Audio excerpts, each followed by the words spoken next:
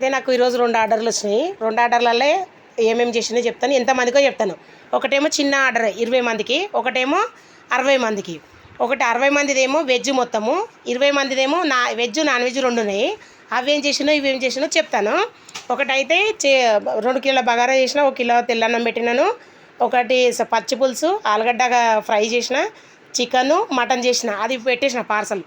అది పెట్టేసినాక ఇంకా ఇది చేస్తున్నా, ఏంది పాలకూర పప్పు, మసాలా వంకాయ, టమాటా చట్నీ, సాంబారు, బగారన్నం, వైట్ అన్నము, బ్యాట్లు ఇవి చేసినాక ఇవన్నీ పెట్టేసిన. ఇవన్నీ పెట్టేసి వాళ్ళ ఇంటి దగ్గరకు పోయి ఇచ్చిరానికి పోయినాం మేము. మాకు కావాలి 12 గంటలకు అంటే, సరే 12 గంటలకి ఏంది ఇప్పుడు నేను 12:30 కల్లా ఇస్తాను చెప్పినాను. అక్కడికి పోయేసరికి కరెక్ట్ 12:30 అయింది.